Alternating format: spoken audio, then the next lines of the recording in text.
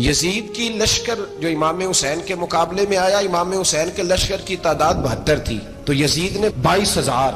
مجھے بتائیے 72 کا 22,000 سے کوئی مقابلہ ہوتا ہے؟ عمر بن سعد نے پھر عبید اللہ ابن زیاد کو لکھا کہ 22,000 بندے تھوڑے ہیں، کچھ بندے زیادہ بھیج. تو عمر بن سعد کو عبید اللہ ابن زیاد کہنے لگے کہ تو پاگل تو نہیں ہو گیا، 72 کے لشکر کا 22,000 بھیجا، اور کتنا بھیجو؟ تو اس نے کہا تمہیں یہ نہیں پتا یہ لوگ کون ہیں؟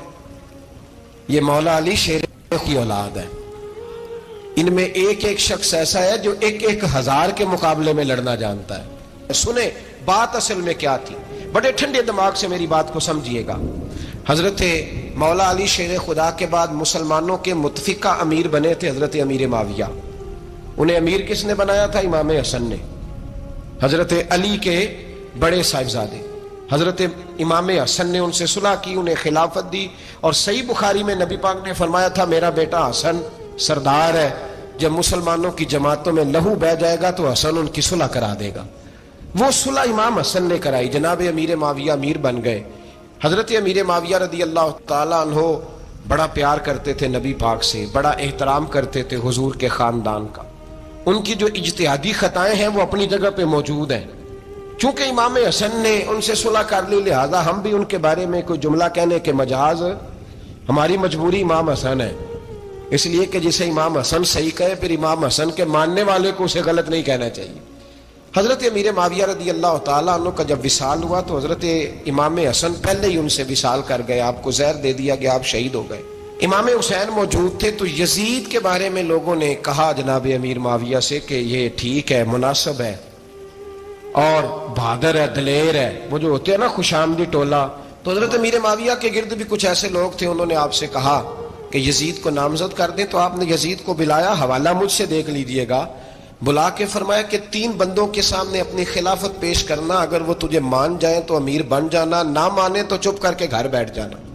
وہ 3 بندے کون ہیں؟ جناب عبداللہ ابن عباس، حضرت عبداللہ بن زبیر، اور امام حسین رضی اللہ تعالیٰ عنہ. یہ وصیت فرمائی جناب امیر معاویہ. ایک دن حضور گزر رہے تھے. اصل اس طرح تھا کہ یہ نبی پاک کا حجرہ تھا. جن لوگوں کو اللہ نے مدینے کی زیارت کرائی ہے وہ جان سکتے ہیں نبی پاک کا حجرہ تھا. تو حضور کے حجرے کی اس جانب، یعنی مسجد کی جو بالکل سیدھ ہے، اس کی بیک میں سیدہ فاطمہ رہتی. تو حضور اکثر نہ نماز کے لیے جب نکلتے تو حضرت فاطمہ کے حجرے کے پاس سے ہو کر دوبارہ محراب میں جاتے. محبوب حجرے کے پاس سے گزرے تو امام حسین رو رہے تھے. تو حضرت فاطمہ نے کسی بات میں جھڑک دیا تو امام حسین رونے لگے. تو نبی پاک نماز کے لیے گئے تو واپس لوٹ آئے، اور واپس تشریف لا کے کہا فاطمہ حسین کو کیا ہوا؟ عرض کی یا رسول اللہ تنگ کر رہے تھے، میں نے ڈانٹ دیا ہے. کیا خوبصورت جملے ہیں حدیث پاک میں. سرکار نے فرمایا فاطمہ اس کو حسین کو نہ رونے نہ دیا کر، یہ جب روتا ہے نا تو میرے دل کو تکلیف ہوتی ہے. تو بی بی صاحبہ کہتے ہیں یہ حکم آیا نبی پاک کا میرے نام، پھر میں نے ڈانٹنا چھوڑ دیا. یہ ان کے فضائل تھے، کم ان کی تربیت خود نبی پاک نے فرمائی. ہوا یہ کہ یزید جب امیر بنا نا، 2-3 چیزیں ہوتی ہیں جب کسی بندے کو قابو کرنا ہوتا ہے، 2-3-4-5 چیزیں ایسی ہوتی ہیں جس سے بندہ قابو آتا ہے. تو اس نے بھی فوری طور پہ، یزید نے دیکھا میرے لیے مسئلہ کیا بن سکتا ہے. ولید بن عتبہ اس وقت مدینے کا گورنر تھا. یزید نے اس کو خط لکھا کہ امیر عرب کا رواج آج بھی ہے کہ جب تک نئے خلیفہ کی بیعت نہیں ہو جاتی پرانے کے انتقال کی خبر ہی نہیں دیتے، اس کو رکھے رکھتے ہیں. یہ ان کا طریقہ ہے. وہ کہتے ہیں کہ ولی عہد اچھی طرح قبضہ کر لے پھر بتائیں گے. حضرت امیر معاویہ کا وصال ہو گیا، بتایا نہیں. یزید نے اب کیا کیا، کیونکہ بڑا چلاک آدمی تھا، بڑا شاطر تھا، بڑا تیز تھا، اس نے ولید کو خط لکھا. کہنے لگا کہ فوری طور پہ عبداللہ ابن عباس کو بلاؤ اور اسے کہو میری بیعت کریں. یہ جو بیعت ہوتی تھی نا، یہ بھی سن لے کیا ہوتی تھی. یہ بیعت حلف ہوتا تھا کہ میں اللہ رسول کے نام پہ حلف دیتا ہوں کہ میں یزید کی اطاعت کروں گا، میں اس کے خلاف کوئی بغاوت نہیں کروں گا. کوئی یہ بیعت لوگ سمجھتے ہیں کہ بس ہاتھ پکڑنے کا نام بیعت تھا. اس بیعت کا متبادل جمہوری ملکوں کے اندر ووٹ آیا ہے. تو کہا بیعت کرے. حضرت عبداللہ ابن عباس کو بھی بلاؤ، عبداللہ بن زبیر کو بھی بلاؤ، امام حسین کو بھی بلاؤ. امام حسین آدھی رات کے وقت بیٹھے تھے مسجد نبوی میں، چونکہ 5 نمازوں کی آپ امامت کرتے. امام حسین نماز پڑھا کے عشاء کی بیٹھے تھے. جناب عبداللہ بن زبیر، عبداللہ بن زبیر کون تھے؟ یہ نبی پاک صلی اللہ علیہ وسلم کی پھوپھی پوتے تھے اور جناب صدیق اکبر کے نواسے تھے. حضرت عبداللہ بن زبیر اور جناب زبیر بن عوام 10 مبشرہ صحابی ہیں، ان کے بیٹے تھے. بہت زیرک آدمی تھے، یہ بھی امام حسین کے پاس بیٹھے تھے۔ عبداللہ ابن عباس بھی تھے جو حضور کے چچا کے بیٹے ہیں، اس امت کے پہلے مفسر ہیں قرآن پاک۔ یہ لوگ بیٹھے تھے تو ولید نے ایک بندہ بھیجا، اس نے آ کے کہا جناب آپ کو گورنر صاحب نے بلایا ہے۔ تو عبداللہ بن زبیر کہنے لگے حسین اس وقت بلانے کی بات سمجھ میں نہیں آئی۔ تو امام حسین بڑے بصیرت والے تھے، اللہ نے بصیرت دی تھی، کہنے لگے عبداللہ آپ کو سمجھ نہیں آئی، مجھے سمجھ آ گئی ہے، امیر معاویہ وصال کر گئے اور یہ ہمیں جو بلایا گیا ہے نا یہ یزید کی بیعت کے لیے بلایا گیا ہے۔ تو کہا پھر آپ آدھی رات کو نہ جائیں، آپ کے لیے خطرہ ہوگا۔ تو امام حسین فرمانے لگے خطرہ حسین کو نہیں ہوتا، نہیں کہا پھر بھی آپ مہربانی کریں ذرا احتیاط سے جائیں۔ تو جناب عبداللہ ابن زبیر نے، عبداللہ ابن عباس نے 14 بندے نیزے دے کے تلواریں دے کے امام حسین کے ساتھ بھیجے اور کہا کہ امام حسین اگر اس نے کوئی غلط ملت بات کی نا، زبردستی بیعت کرنے کا کہا، تو آپ بس کوئی ایک بات اونچی آواز میں کر دینا، یہ سپاہی پیچھے آ جائیں گے۔ امام حسین ان 14 بندوں کو لے کے گورنر ہاؤس پہنچ گئے۔ جب آپ وہاں پہنچے اس نے بتایا، اس نے کہا جی حضرت امیر معاویہ انتقال کر گئے اور آپ نے یزید کی بیعت کرنی ہے۔ تو امام حسین فرمانے لگے میں چھپ کے بیعت نہیں کروں گا، مجمع لگاؤ، جمعے والے دن اعلان کرو، جو طریقہ ہے حضرت ابوبکر صدیق کا، جو طریقہ ہے حضرت عمر فاروق کا، جو انداز حضرت عثمان غنی کا ہے، جو مولا علی کا ہے، سر عام اعلان کرو، اگر ساری دنیا یزید کی بیعت کرے گی تو میں بھی تیار ہوں۔ تم مجھ سے بیعت لے کے پھر لوگوں کو بتانا چاہتے ہو کہ حسین بیعت ہو کر رہے ہیں تو تم کیوں نہیں کر رہے؟ میں عام آدمی نہیں ہوں لہذا چھپ کے بیعت نہیں کرتا۔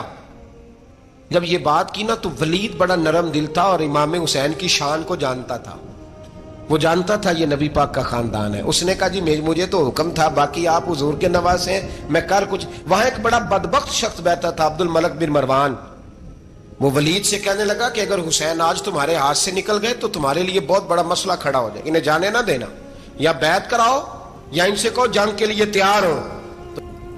حسین رضی اللہ تعالیٰ عنہ کے کانوں میں آواز گئی تو فرمانے لگے ابن مرجانہ اگر تیرے اندر جرت ہے تو آ سامنے حسین کے، اس کے کانوں میں باتیں نہ کر، کانا پھوسی نہ کر، باہر آ میدان میں، شرارت نہ کر، باہر آ، میں تمہیں ابھی بتاتا ہوں کہ حسین سے مقابلہ کرنے کا انجام کیا ہے۔ یہ کہہ کہ امام حسین باہر نکلے، اپنے بھائی محمد بن انفیہ کو بلایا، عبداللہ بن زبیر، عبداللہ ابن عباس، ڈھیر سارے لوگ اکٹھے ہو گئے۔ فرمایا یہ معاملہ ہے، اب کیا کرنا ہے؟ تو وہ کہنے لگے حضور وقت ابھی مناسب نہیں ہے، آپ اس طرح کریں یہاں رکے، ہم مکے سے، عراق سے، کوفے سے لوگوں کو بلاتے ہیں، یہاں ایک بڑی مجلس مشاورت قائم کرتے ہیں۔ امام حسین فرمانے لگے اگر تم مشاورت قائم کرو گے تو ولید اور عبد الملک بن مروان وہ تو جنگ کرنے کو تیار ہے، اور نبی پاک نے فرمایا ایک مینڈا ہوگا جس کی وجہ سے مدینے کی گلیوں میں لہو بہے گا۔ فرمانے لگے میں وہ بکرا، وہ مینڈا نہیں بننا چاہتا۔ کہا پھر آپ کیا کریں گے؟ تو امام حسین رو پڑے، فرمانے لگے میں مدینہ چھوڑ جاؤں گا لیکن مدینے کی حرمت پامال نہیں ہونے دوں گا۔ امام علی مقام آدھی رات کے وقت نکلے، سیدہ فاطمہ کا دروازہ ایک اس دن تھا جس دن حضرت مولا علی کوفے چلے گئے اور دوبارہ آج تالا لگا جب امام حسین نکلے۔ آپ جنت البقیع کے پیچھے کھڑے ہو کے حضور کا روضہ دیکھنے لگے، اس وقت گنبد تو نہیں ہوتا تھا، روضہ دیکھنے لگے۔ نانا تیرے کرم کے خزینے کی خیر ہو، میں جا رہا ہوں تیرے مدینے کی خیر ہو۔ سارا خاندان لے گئے، مکے تشریف لے گئے، حج کے ایام قریب آنے والے تھے۔ امام حسین نے وہاں لوگوں سے باتیں کی۔ جب امام حسین وہاں پہنچے تو کوفے سے خط آنے لگے۔ کوفہ حضرت علی کا دارالخلافہ تھا، وہاں آپ کے محبین، پیار کرنے والے ڈھیروں تھے، انہیں خط لکھے کہ حضور آپ چپ کر کے بیٹھے ہوئے ہیں اور ہمارے اوپر یزید مسلط ہو گیا ہے، آپ اگر میدان میں نہیں نکلیں گے، آپ نہیں آئیں گے تو ہم اللہ کی بارگاہ میں شکوہ کریں گے کہ کوئی ہماری کمان کرنے کو تیار ہی نہیں ہوا۔ اور وہ خط 1 2 3 نہیں آئے، وہ خط اتنے تھے کہ 3 بوریوں میں بھرے تھے امام حسین، 3 بوریوں میں۔ اب مجبوری ہو جاتی ہے، حق کے لیے کئی دفعہ بات کرنا مجبوری ہوتی ہے، اگر نہیں کرے گا تو پھر اس کو بھی قبر میں جواب دینا پڑے گا۔ امام علی مقام رضی اللہ تعالیٰ عنہ نے مکے میں اب لوگوں کو جمع کیا مشورے کے لیے۔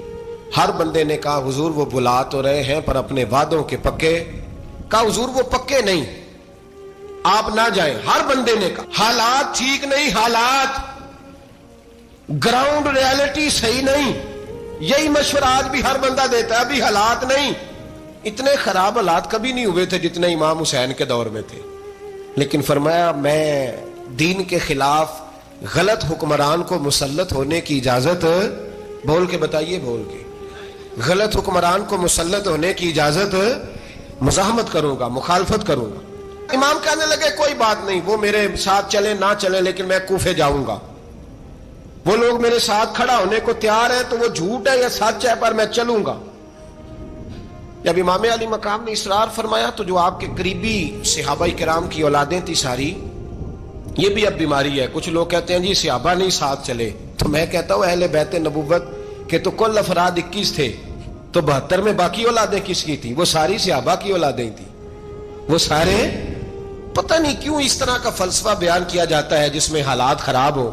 حضرت سیدنا امام علی مقام کو جب بہت زیادہ کہا گیا نا تو امام حسین رضی اللہ تعالیٰ انہوں نے فرمایا چلو میں ایک کام کرتا ہوں، مسلم بن عقیل کو بھیجتا ہوں، حضرت علی کے بھتیجے ہیں، امام حسین رضی اللہ تعالیٰ عنہ کے چچا کے بیٹے ہیں، حضرت عقیل کے صاحبزادے مسلم بن عقیل بڑے سمجھدار آدمی تھے، معاملہ فہم تھے، بڑے جری تھے، اتنا زبردست مشورہ کم لوگ دیتے ہیں جتنا حضرت مسلم بن عقیل دیتے تھے۔ ان کو بھیجا گیا کوفے۔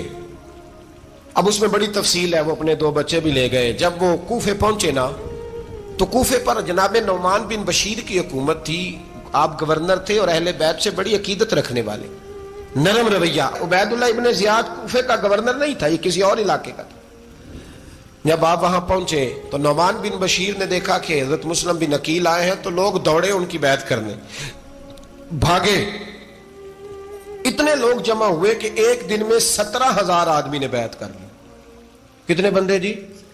17,000 آدمی ایک دن آیا۔ اب وہ جو امام مسلم بن عقیل کے وہاں نعرے لگانے والے تھے کہنے لگے حضور یہ پہلے دن کی کارکردگی ہے، 2-4 دن میں دیکھیے کیا ہوتا ہے۔ 2-4 دن میں کیا ہوا؟ 40,000 آدمی نے بیعت کر لی۔ اب وہ 40,000 بندہ تیار ہو گیا۔ ادھر سے جو یزید کے وفادار تھے انہوں نے خط لکھا یزید کو کہ تو نے بڑا نرم آدمی گورنر بنایا ہے اور 40,000 بندہ چلا گیا حسین کی طرف، اگر ایک دن مسلم بن عقیل اور رہے تو جو تمہارا گورنر بیٹھے ہیں نا جناب نعمان بن بشیر، ان کو گورنر ہاؤس سے نکال کے مسلم بن عقیل قبضہ کر لیں گے، تو چپ کر کے بیٹھا ہے۔ یزید بڑا تیز تھا، اس نے ایک آدمی گھوڑے پہ دوڑایا۔ عبید اللہ ابن زیاد ایک اور علاقے کا گورنر تھا پر بڑا ظالم سا بدماش تھا، بڑا سخت گیر آدمی تھا۔ اس کو کہا کہ تو پہلے ایک صوبے کا گورنر ہے، جا تجھے دوسرا صوبہ بھی دیا۔ اس طرح کار فوری طور پہ کوفے پہنچ اور جا کے مسلم بن عقیل کو گرفتار کر، جو آدمی ان کا ساتھ پھر بھی دے اسے قتل کر دے۔ اس نے کیا کیا؟ وہ آدھی رات کو آیا، منہ چھپایا، جبہ پہنا، لوگ سمجھے امام حسین آ گئے۔ بہت سارے لوگوں نے اس کے نعرے بھی لگائے۔ وہ چپکے سے داخل ہوا اندر، اور چپکے سے داخل ہو کے اس نے سب سے پہلا کام یہ کیا کہ نعمان بن بشیر رضی اللہ عنہ کو معزول کیا، کوفے کے گورنر ہاؤس پہ قبضہ کیا۔ پھر اس نے اسی وقت سوئے ہوئے سرکردہ لوگ، جس طرح ایک گاؤں کا چودھری دوسرے کا محلے میں قبیلوں کے جو لوگ تھے چودھریوں کو بلایا، کچھ کو سزائیں دی، کچھ کو سخت کہا، کچھ کو ان کے عیب گنوائے کہ وہ تمہارا فلانا مسئلہ پھر خراب کر دوں گا، بلیک میل کیا۔ صبح ہونے تک حالات اگر تم نے میرے قابو میں نہ کیے تو یاد رکھنا بڑا مشکل ہوتا ہے حق پہ کھڑا ہونا، بڑی چیزیں لوگوں کو یاد آتی ہیں، اللہ جانتا ہے۔ پہلے کچھ ہوتا ہے، بعد میں معاملہ کچھ ہوتا ہے۔ حضرت مسلم بن عقیل کے ساتھ جس دن عبید اللہ ابن زیاد آیا 40,000 کا لشکر تھا۔ اگلے دن صبح ہوئی، اگلے دن تو یہ حال ہو گیا کہ آپ جب کوفے کی جامع مسجد میں زور کی نماز کے لیے گئے تو 5-7 ہزار آدمی نماز پڑھنے آیا، اور جب مغرب کا وقت آیا تو لوگوں نے چند ہزار لوگ رہ گئے، نماز کی نیت باندھی۔ توجہ کرنا میری بات پہ، ایک مسئلہ بھی سمجھ میں آئے گا۔ لوگوں نے نماز کی نیت باندھی تو حضرت مسلم بن عقیل امامت کر رہے ہیں، ہاتھ باندھے ہوئے ہیں، تو بہت سارے لوگوں نے پیچھے ہاتھ چھوڑ دیے۔ ایک بندے نے دوسرے سے پوچھا وہ ہاتھ کیوں نہیں باندھتے؟ کہنے لگے اگر عبید اللہ ابن زیاد کے کسی بندے نے دیکھ لیا نا تو ہم اسے کہیں گے ہم تو نماز پڑھ ہی نہیں رہے تھے، ویسے ہی کھڑے تھے، ہاتھ ہی نہیں باندھے سرے سے۔ جب نماز کی امامت باندھی تو 10-11 صفیں تھیں۔ جب مسلم بن عقیل رضی اللہ تعالیٰ نے سلام پھیرا تو پیچھے بندہ ہی کوئی نہیں تھا۔ حضرت مسلم بن عقیل کو گرفتار کیا گیا۔ عرب کا رواج تھا دشمن کو سخت سزا دیں تاکہ باعث عبرت بنے۔ بہت اونچا مینار تھا کوفے کا، گورنر ہاؤس کا اوپر لے جا کے جناب مسلم بن عقیل کو زمین پہ گرایا گیا. اور جب وہ شہید ہو گئے تو شہید ہونے سے ایک رات پہلے وہ خط لکھ چکے تھے امام حسین کو کہ آپ آ جائیں، حالات بڑے اچھے ہیں. خط ملا تو امام حسین مکے سے کوفے کی جانب چل پڑے. امام علی مقام رضی اللہ تعالیٰ عنہ جب چل پڑے، تشریف لا رہے تھے تو رستے میں فرزق شاعر ملا، بڑا محب اہل بیت تھا. رستے میں ملاقات ہوئی. اللہ اکبر. حضرت مسلم بن عقیل جب گرایا شہید ہو گئے تو پھر اس نے اس طرح کیا کہ آپ کی لاش کو لٹکا دیا چوک میں. لوگ دیکھتے تھے تو عورتیں بچوں کہتی تھی تو نے باہر نہیں نکلنا، ہم نے نہیں امام حسین کے ساتھ چلنا، بس بڑا خوف ہے، کوئی بندہ نہ باہر نکلے، کوئی نہیں ضرورت ہمیں، حالات بہتر ہوگی تو دیکھی جائے گی. آج کتنے لوگ ہیں، کتنی دیگیں پکی، کتنی نیازیں بٹی، کیا کچھ ہوا. آپ ناراض نہ ہونا، میں آپ میں سے ہوں، آپ مجھ سے ہیں، یہ بات آپ کی نہیں میری سب کی ہے. آج بھی اگر امام حسین کے نام پہ جان دینے کی باری آئے گی تو دیگیں ہی رہ جائیں گی. ناراض تو نہیں ہو گئے آپ لوگ؟ فٹافٹ مائیں کہیں گی باہر دی جانا، بالکل پتر سانو کی لگے، سارا دن کوئی ہمارے لیے. وہ پیر صاحب تو کرتے رہتے ہیں باتیں، ان کا تو کام ہے. خبردار، ہم نے نہیں جانا. دیگیں دینے کو سارے تیار ہیں، جانے دینے کو تیار ہونا. ناراض ہو گئے آپ لوگ؟ چلو کوئی نہیں، ہو جاؤ، خیر صلی اللہ ہے، بات تو ٹھیک کر رہا ہوں نا. حضرت امام حسین رضی اللہ تعالیٰ عنہ نے فرزق شاعر رستے میں ملا تو امام حسین کو کہنے لگا کہاں جا رہے ہیں؟ فرمایا میں کوفے جا رہا ہوں. کہنے لگا حضور نہ جائیے گا، لوگوں کے دل آپ کے ساتھ ہیں، تلواریں آپ کے ساتھ نہیں. سیدنا امام حسین رضی اللہ تعالیٰ عنہ کو آ کے کہا حضور وہ سارے کوفے والے مانتے ہیں کہ بات حسین کی ٹھیک ہے لیکن آپ کی سپورٹ نہیں کریں گے. اور اگلی بات فرزق نے یہ کی کہ حضور میں حضرت مسلم بن عقیل کی لاش کو لٹکی ہوئی دیکھ کے آیا ہوں کوفے کے چوک میں. بڑا ہی خوبصورت فکرہ ہے امام حسین کا. فرمانے لگے میرا بھائی لٹکا ہوا تھا، کہیں کسی کے آگے جھکا تو نہیں تھا؟ لٹکا ہی تھا نا، کہیں جھکا تو نہیں کسی کے آگے؟ کہا حضور نہیں. تو آپ فرمانے لگے اگر مسلم بن عقیل لٹک گیا تو حسین بھی لٹک جائے گا، لیکن جھکے گا. حضرت امام حسین تشریف لائے، بچوں سمیت آئے. حر بن یزید ایک شخص تھا. حر بن یزید ایک مختصر سا لشکر لے کے اس نے امام حسین کو ایک جگہ پہ روکا، پھر دوسری جگہ پہ روکا، بالآخر تیسری جگہ پہ روکا. تو امام حسین نے فرمایا جگہ کون سی ہے؟ کہا حضور کرب و بلا.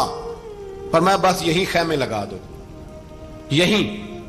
حضرت سیدہ زینب نے پوچھا امام حسین سے کہ سارے زمانے نے روکا ہے، ٹھیک ہے آپ حق پہ ہیں، یہ بھی سب نے کہا ہے آپ حق پہ ہیں، پر روکا بھی سب نے، آپ روکے کیوں نہیں؟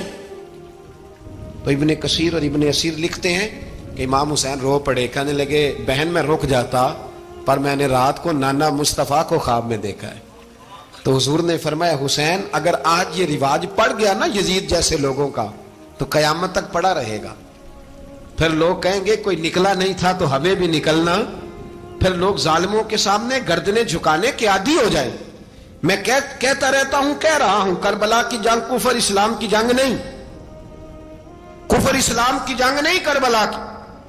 کیونکہ یزید تو بڑا پکا نمازی تھا، خطبہ دیتا تھا. وہ تو جب امام حسین رضی اللہ تعالیٰ عنہ نے کربلا کے میدان میں جمعے کا دن تھا تو یزید کے سامنے کو بات کرنی شروع کی، عمر بن سعد کے سامنے. تو عمر بن سعد کہنے لگا حسین زیادہ باتیں نہ کر، ہمارا جمعہ لیٹ ہو رہا ہے، جنگ کے لیے تیار ہو، فٹافٹ آ.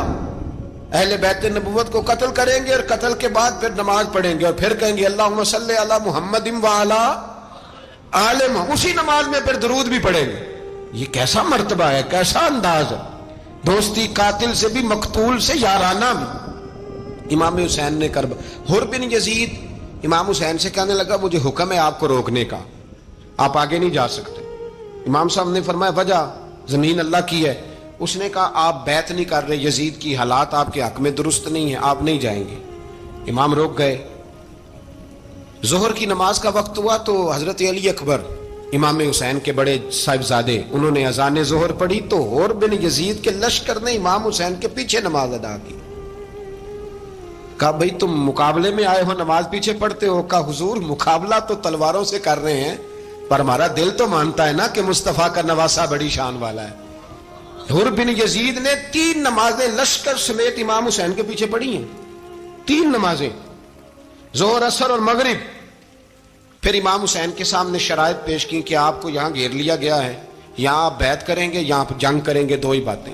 امام حسین نے فرمایا نہیں بھائی بیعت تو میں نہیں کرتا، اس کے علاوہ تم جو کہتے ہو میں کرنے کو تیار ہوں۔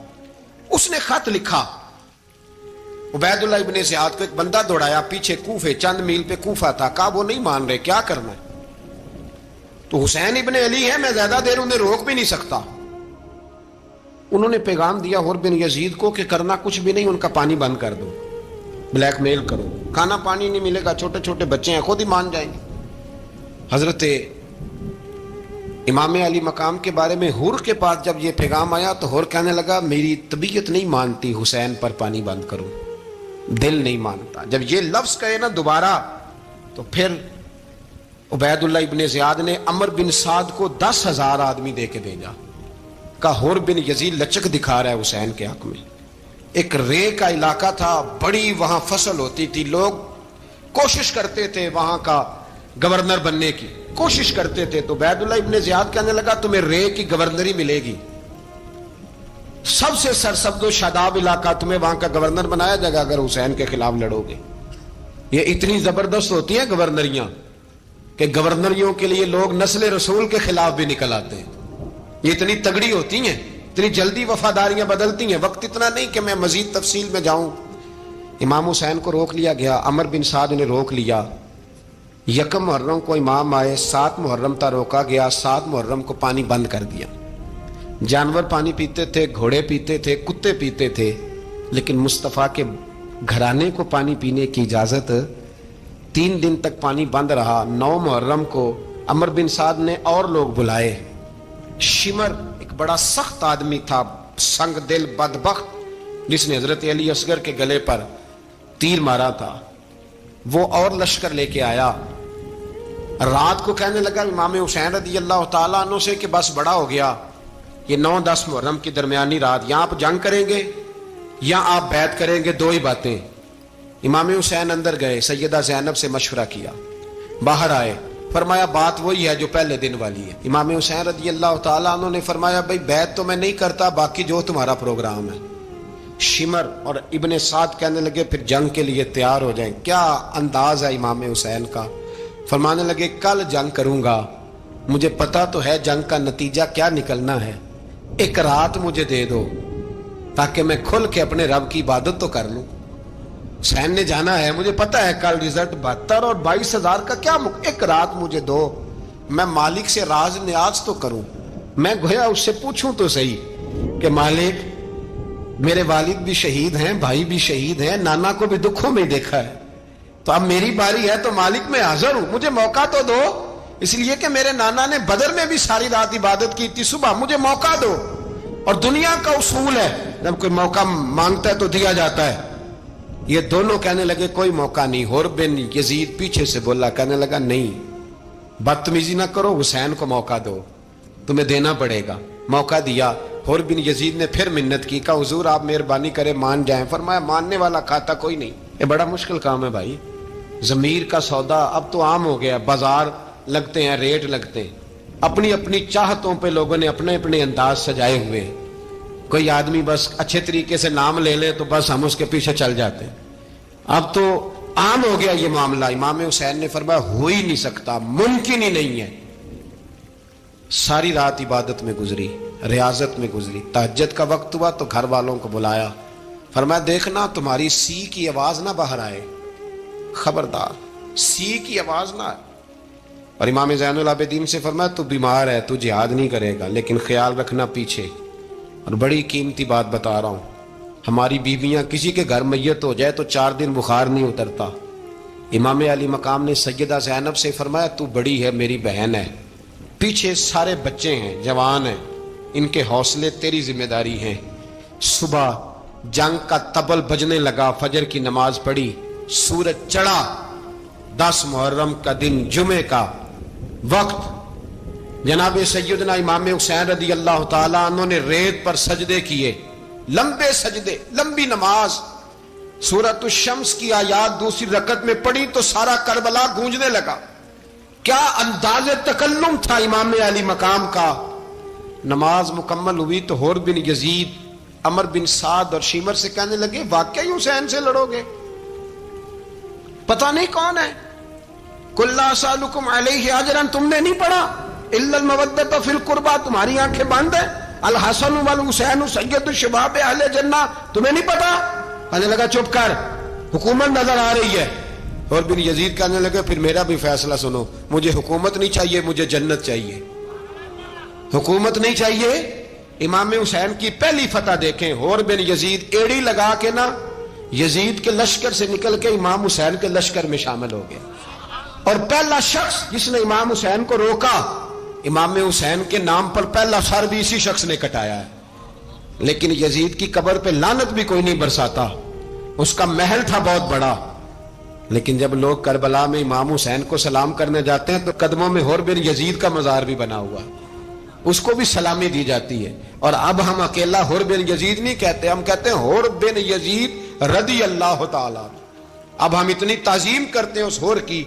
जनाबे इमाम हुसैन को मैदान में खड़ा किया गया, जिहाद का तबल बजा, पहले खुद्दाम आए। और सुन लो, आज वो पता नहीं बाजारी से लोग चढ़ गए स्टेजों पे, बाजारी से, ना चेहरे पे दाढ़ी है ना सर पे कोई कपड़ा है, बाजारी लोग हैं, भाग रहे हैं, बाजू चढ़ाए हुए हैं, बटन खोले हुए हैं, तमाशा बना दिया। सुनने वालों का भी अल्लाह ही हाफिज है, वो स्टेज पे ये अहले बैत की शान बयान करता है, भाग के उधर जाता है। भाई ये कोई तरीका है? सुनने वालों का भी अजीब अंदाज है, हर बंदे को सुनने बैठ जाते हैं। दीन मुहज्जब है, तहजीब वाला है, दलाइल रखता है, दीन वकार रखता है, ऐसे लोग अब दीन बयान करेंगे? हजरत सैयदना इमाम हुसैन रज़ी अल्लाह ताला अन्हु सुबह जब जिहाद का वक्त आया, पता है कौन कौन थे करबला में?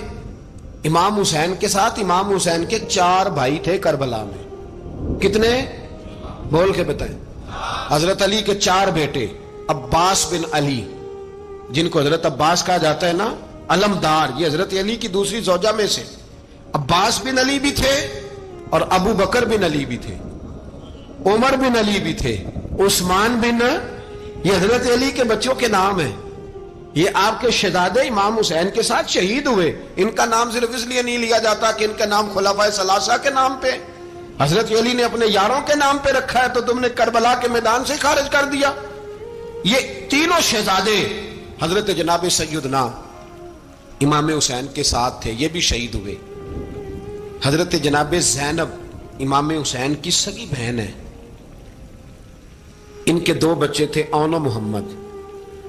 जब इमाम हुसैन मैदान में जाने लगे तो जनाब ज़ैनब बच्चों से कहने लगी, ना पहले भाई नहीं जाएगा, पहले भांजे जाएंगे। 2 बच्चे शहीद हुए।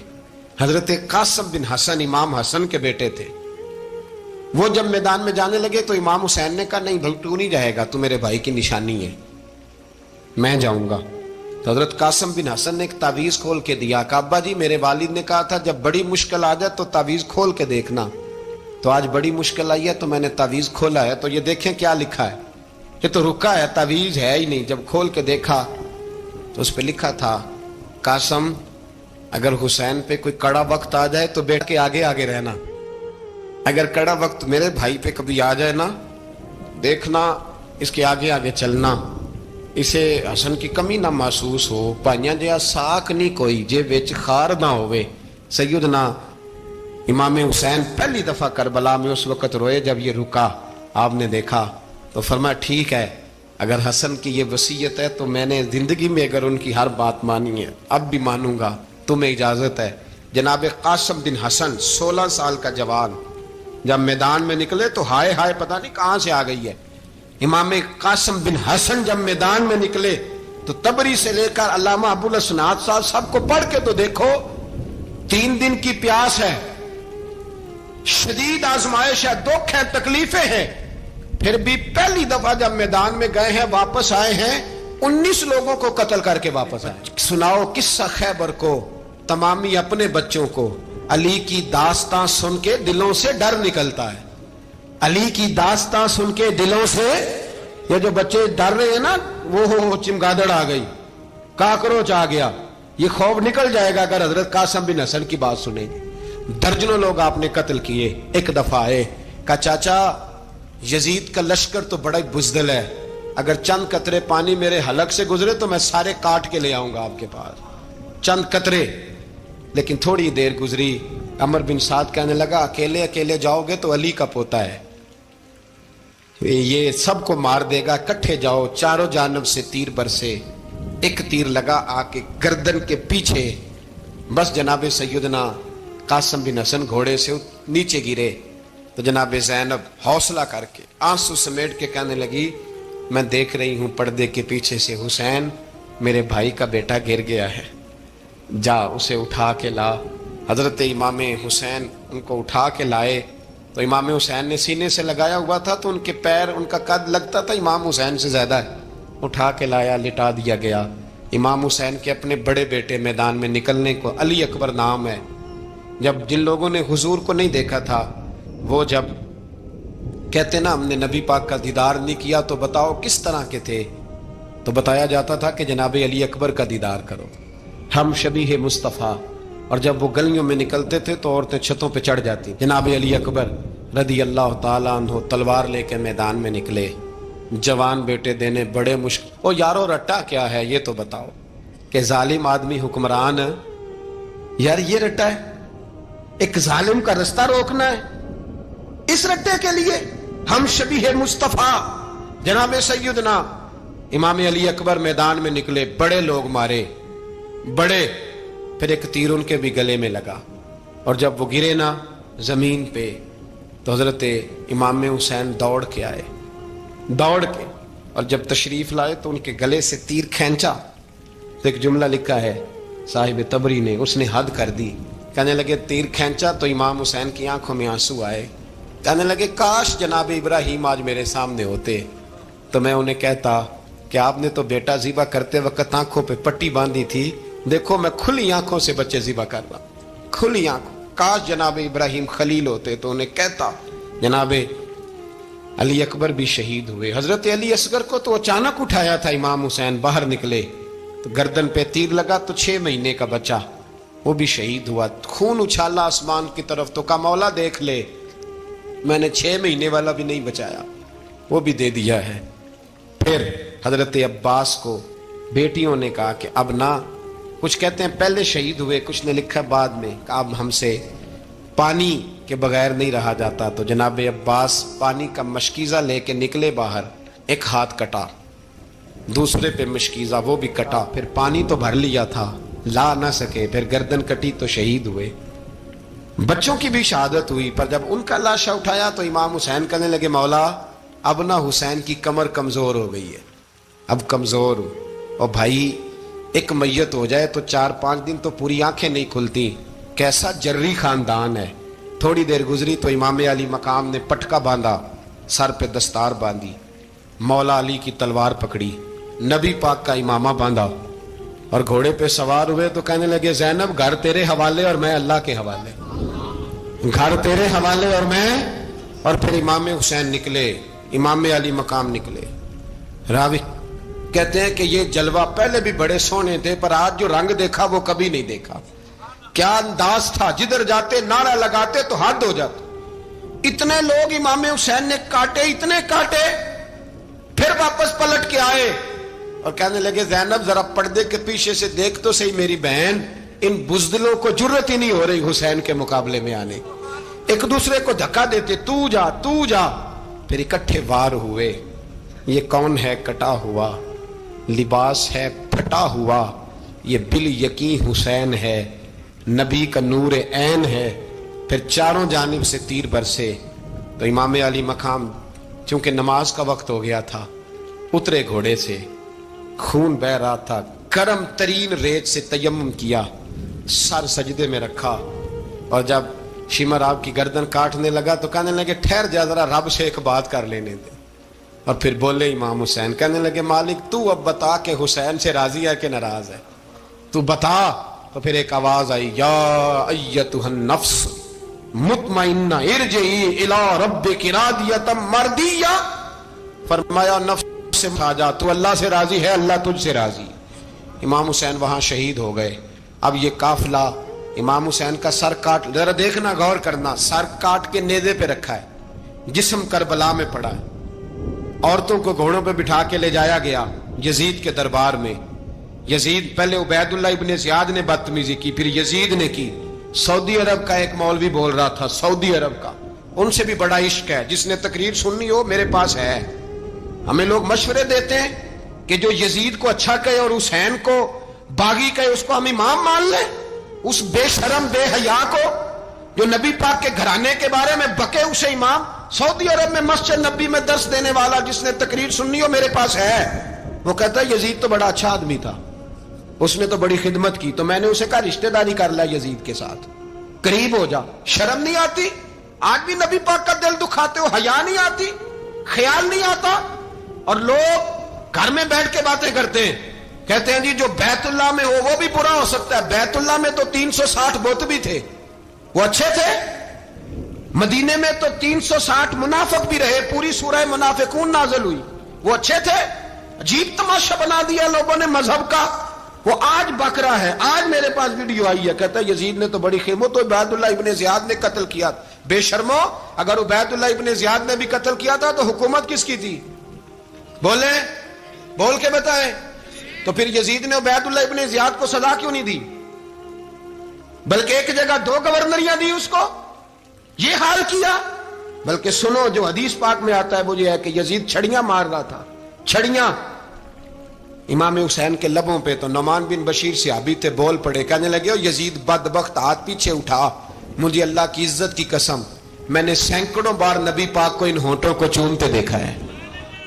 حضرت جناب زینب عورتوں کے مجمع میں پیچھے ہو کے بیٹھی ہیں. یزید کے پاس جب پہنچا لشکر تو یزید کہنے لگا دیکھو اللہ نے مجھے عزت دی اور میرے مخالفوں کا کیا حال ہوا. تو بی بی زینب بول پڑی, اتنے صدمے سہے پر آواز توانا ہے, جاندار ہے. حضرت سیدہ زینب نے جب سنا نا کہ یہ کہہ رہا ہے کہ مجھے اللہ نے عزت دی, تو جناب زینب بولی.